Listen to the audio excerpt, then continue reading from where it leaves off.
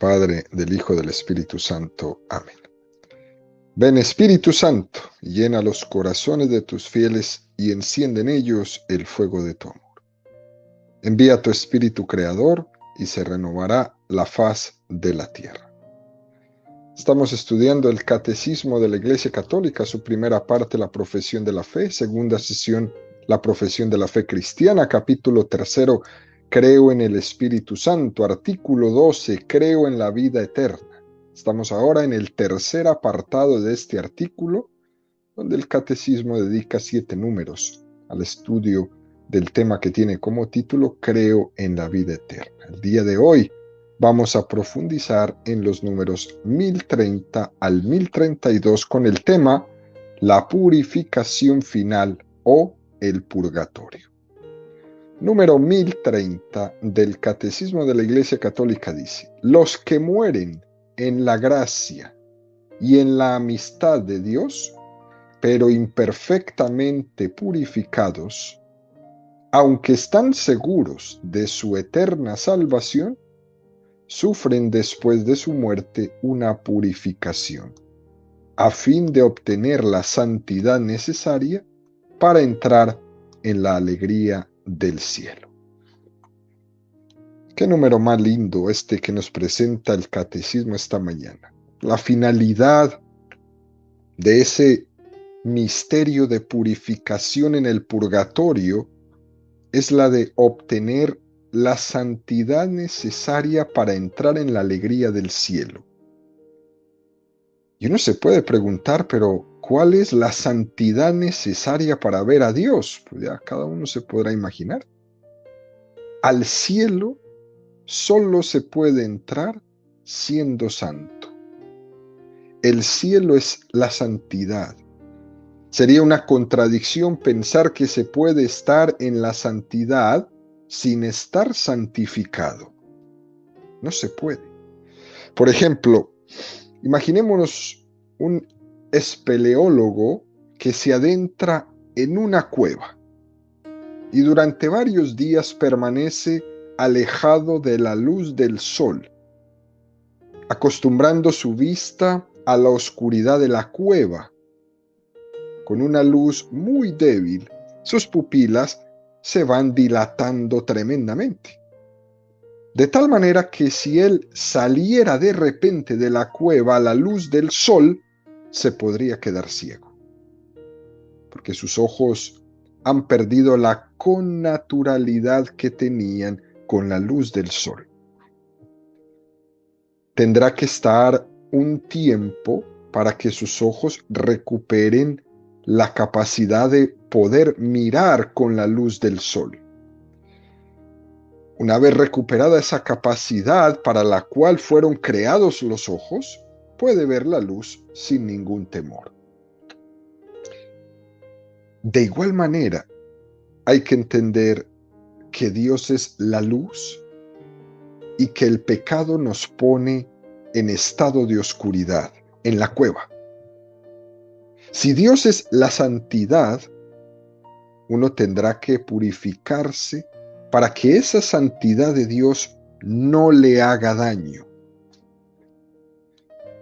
Y aquí surge una pregunta. ¿Qué es lo que hay que purificar de nuestra vida en el purgatorio? Para poder responder de eso vamos a tomar la definición que San Agustín nos da de lo que es el pecado. Según Agustín, el pecado es apartarse de Dios por apegarse indebidamente a las criaturas. Eso es el pecado. Es decir, el pecado tiene dos aspectos.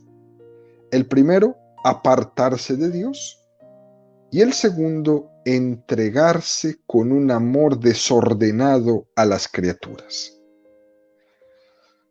Cuando pecamos, no solemos hacerlo con la intención de apartarnos de Dios, o por lo menos en general no es esa la intención.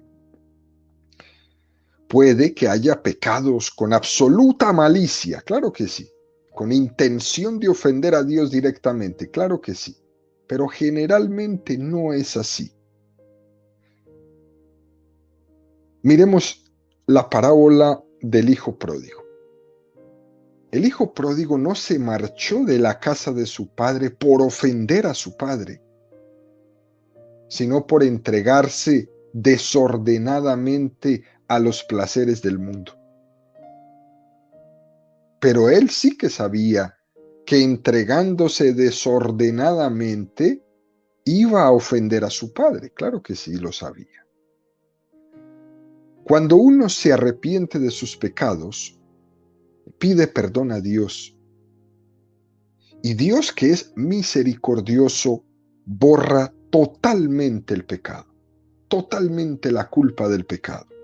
Para Dios es como si ese pecado nunca se hubiera cometido. Pero lo que sí existe en nosotros es el desorden de esa entrega a las criaturas que queda. Es decir, Dios perdona todo, pero nuestra naturaleza humana no perdona nada.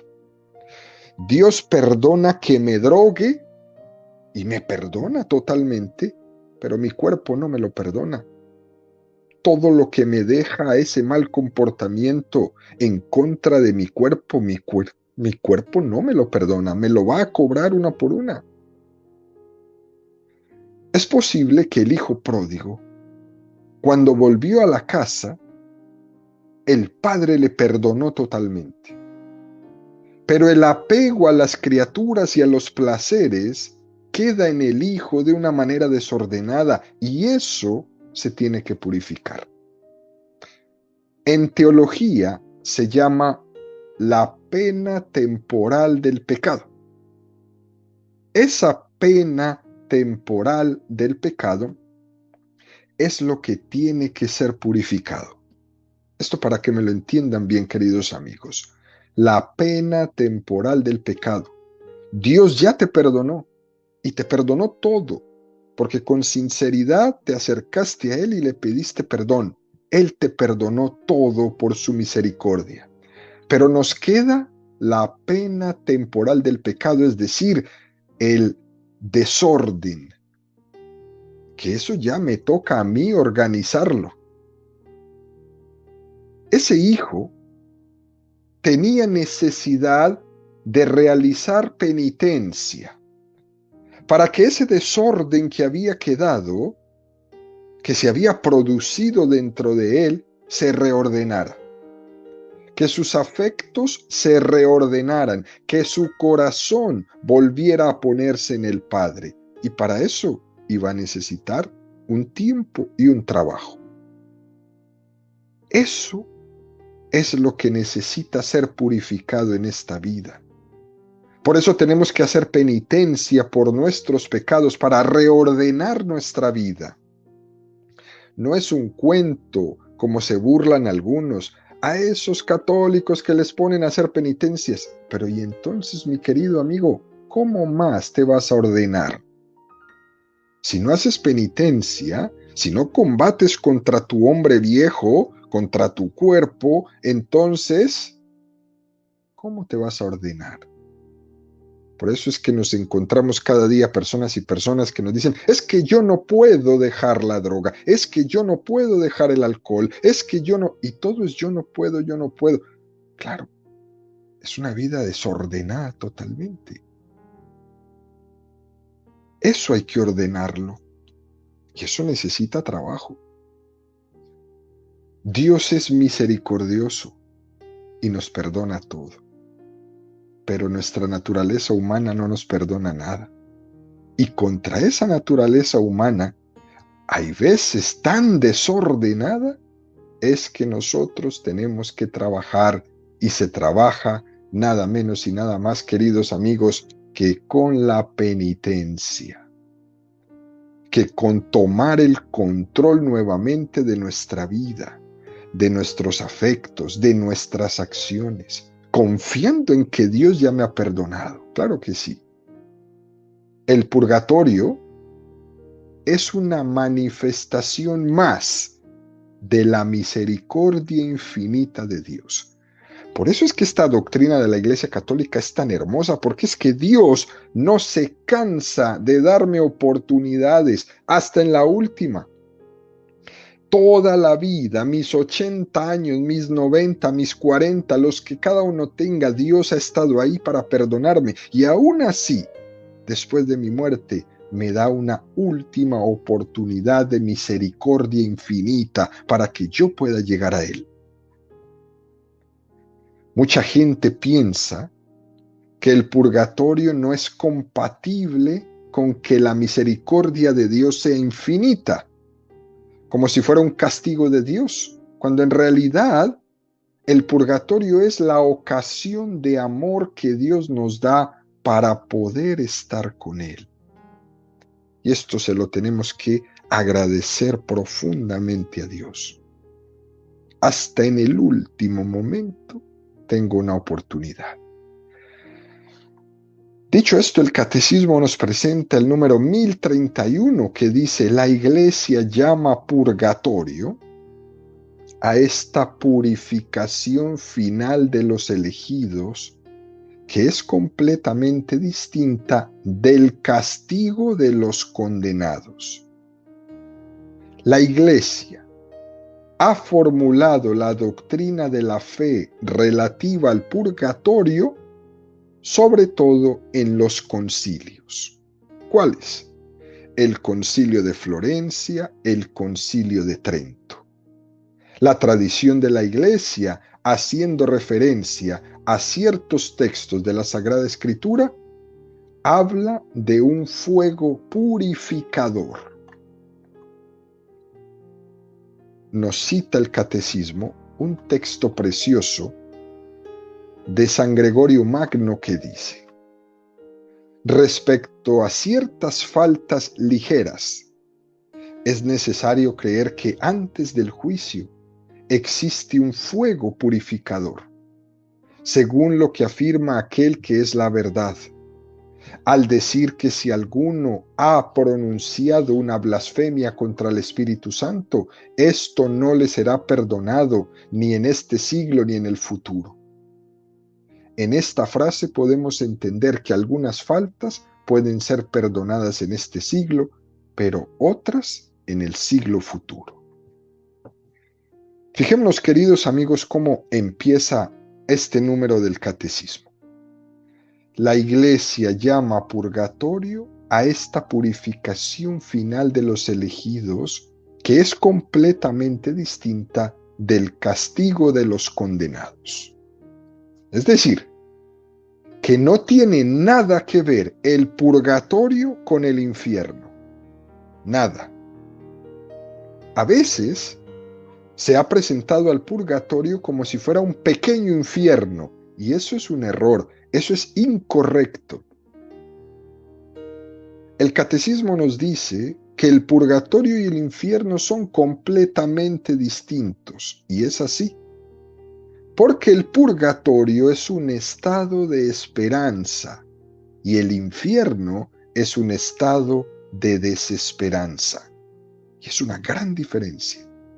El purgatorio tiene una esperanza y esa esperanza da una alegría. En el purgatorio hay un gozo al mismo tiempo que hay una pena. ¿Por qué? Porque se está en estado de purificación. Pero hay esperanza. También se ha podido entender mal eso que se habla de las llamas del infierno y las llamas del purgatorio. Cuidado con esto, queridos amigos. En cierto sentido, es una imagen bíblica y se han confundido como si fueran llamas en el mismo sentido, pero no es así. El fuego, como imagen bíblica, recuerden ustedes, tiene diferentes sentidos. Fijémonos cómo existe la imagen del fuego que purifica y existe la imagen del fuego que destruye. San Juan de la Cruz, en su libro Cántico Espiritual, al cual recomiendo arduamente que lo pudieran leer, cántico espiritual de San Juan de la Cruz habla de ese fuego llamándole llama de amor viva. Este fuego del purgatorio es un fuego que está quemando y al mismo tiempo enamorando al alma. Es la imagen del tronco de madera que está húmedo y se echa a la fogata. Al principio ese tronco que está húmedo empieza a hacer sonidos fuertes, hasta que el fuego termina por evaporar toda la humedad, toda la impureza que tiene esa madera, y cuando ese tronco se ha secado, es cuando empieza a arder y se convierte todo en una brasa reluciente. Pero al inicio, cuando se tira, empieza a chispotorrear todo, a hacer bulla, como a luchar internamente. Esta podría ser la imagen del fuego del purgatorio. Por una parte, ese fuego hace penar al alma que está en purificación, pero en la medida que se va purificando, se va haciendo una sola llama con el fuego. Se va haciendo una sola cosa.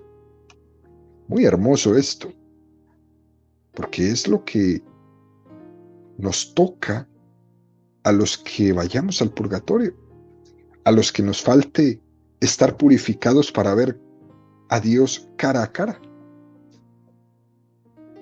Fíjense, queridos amigos, los grandes místicos de la Iglesia han descrito el purgatorio como un estado donde el alma llega a sufrir mucho, pero es un sufrimiento lleno de esperanza.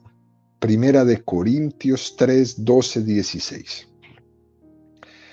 Y si uno construye sobre este cimiento con oro, plata, piedras preciosas, madera, heno, paja, la obra de cada cual quedará al descubierto. La manifestará el día que ha de revelarse por el fuego. Y la calidad de la obra de cada cual la probará el fuego.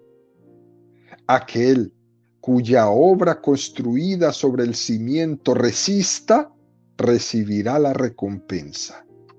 Mas aquel cuya obra quede abrasada, sufrirá el daño.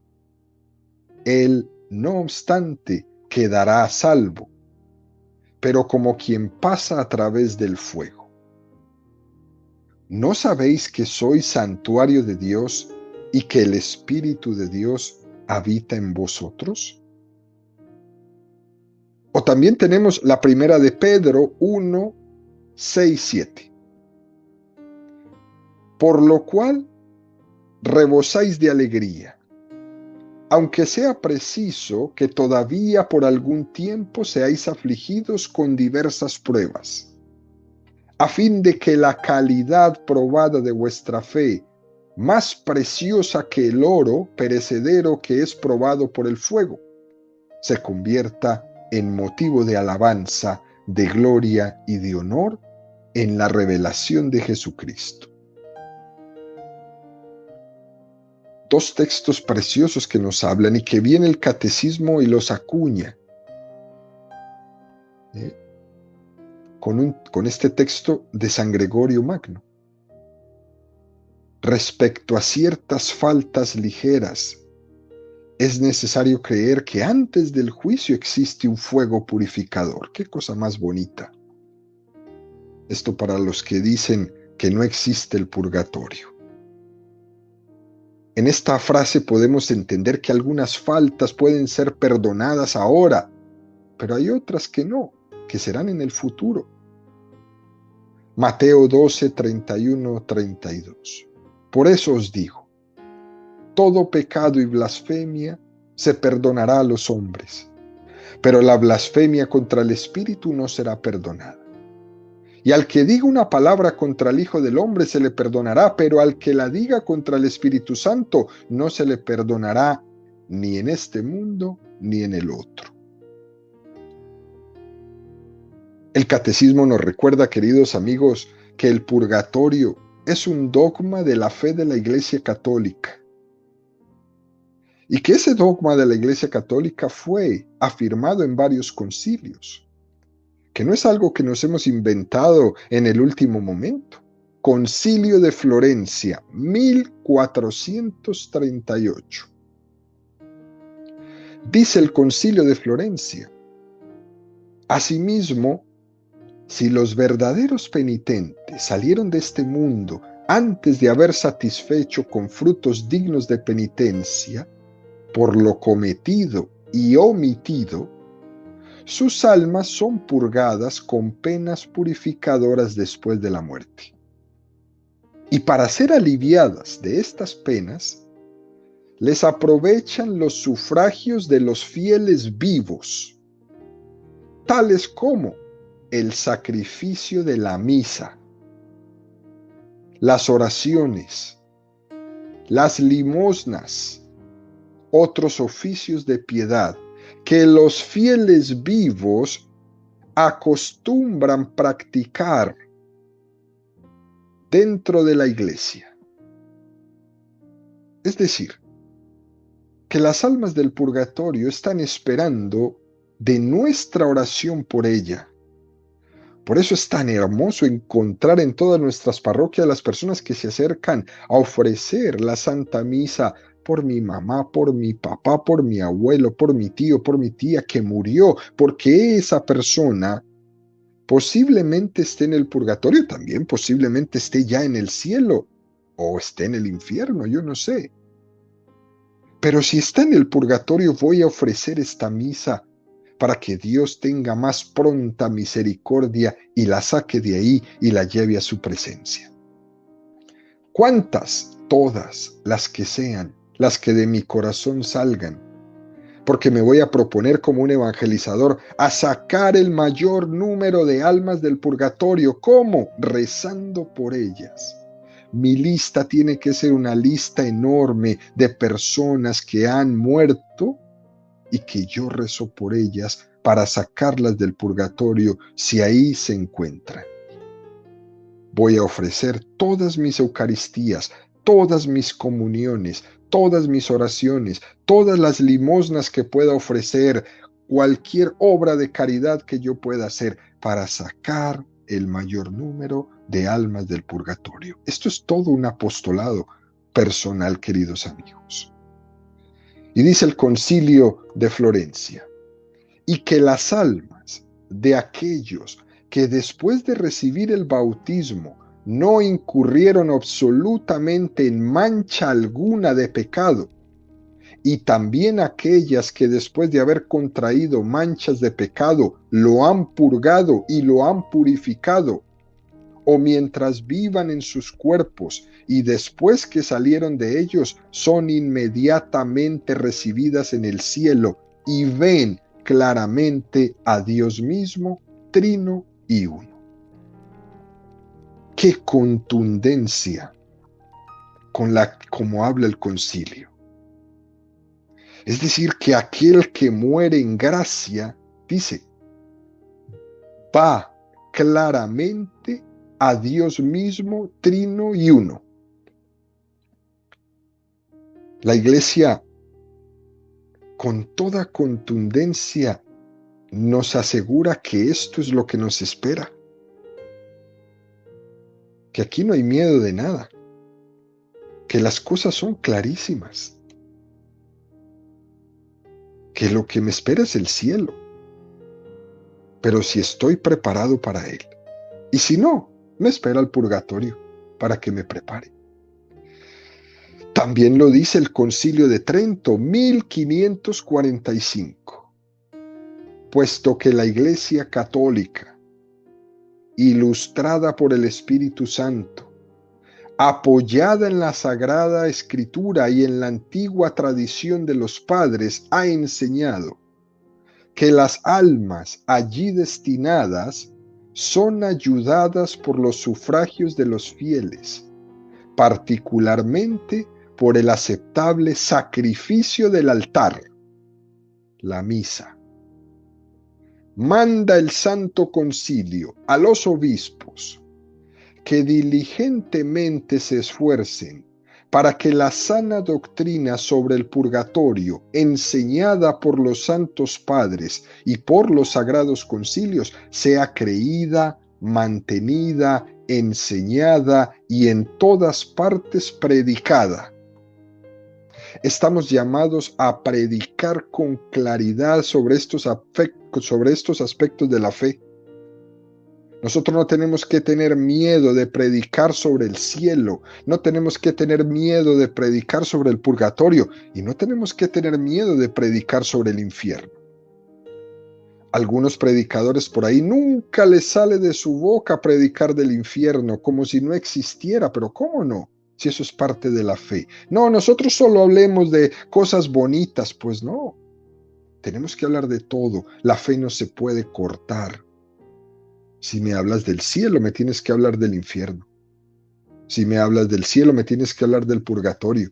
Pero no escojas lo que quieras, porque es lo que la gente quiere escuchar. No, también hay que predicar, como dice aquí el concilio, la sana doctrina, como la hemos recibido, para que sea creída, mantenida, enseñada y en todas partes predicada, con claridad, con respeto, con verdad. Porque no es una cuestión de una doctrina de opiniones de algunos autores, no. Esta es la fe católica toda entera. Dicho esto, del Concilio de Trento, el Catecismo nos presenta el número 1032. Dice: esta enseñanza se apoya también en la práctica de la oración por los difuntos, de la que ya habla la Sagrada Escritura. Por eso mandó Judas Macabeo a hacer este sacrificio expiatorio en favor de los muertos, para que quedaran liberados del pecado. Desde los primeros tiempos, la Iglesia ha honrado la memoria de los difuntos y ha ofrecido sufragios en su favor, en particular el sacrificio eucarístico, para que una vez purificados puedan llegar a la visión beatífica de Dios. La Iglesia también recomienda las limosnas, las indulgencias y las obras de penitencia en favor de los difuntos. Y nos presenta este número del Catecismo un texto de San Juan Crisóstomo que dice: llevémosles socorros y hagamos su conmemoración. Si los hijos de Job fueron purificados por el sacrificio de su padre, ¿por qué habríamos de dudar de que nuestras ofrendas por los muertos les lleven un cierto consuelo? No dudemos, pues en socorrer a los que han partido y en ofrecer nuestras plegarias por ellos es nuestra misión. ¡Qué cosa más hermosa! No dudemos en socorrer a los que han partido. ¡Qué trabajo el que tenemos! ¡Qué misión la que tenemos! Fíjense, queridos amigos, ya en tiempo de los macabeos, ya se creía en un estado de purificación después de la muerte. Es más, es Judas Macabeo el que ofreció unos sacrificios por unos difuntos. Eso nos muestra que se creía en una purificación más allá del momento de la muerte. De igual manera, la Iglesia lo hace cuando ora por un difunto. Miren, ayer se celebraron misas y misas a cada hora, a cada 17 segundos. En el mundo empezaba una Eucaristía orando por los difuntos. Me contaba alguna parroquia aquí en la Arquidiócesis de Atlanta que tuvieron 698 nombres de difuntos para las misas. Las personas llamando a inscribir la oración y el ofrecimiento de la misa por sus difuntos. En una sola parroquia, 698 nombres. ¡Qué cosa más hermosa! Todos pidiendo que Dios lleve a mi difunto a su seno, que perdone sus pecados, que le purifique y que lo lleve consigo. ¡Qué misión tan hermosa!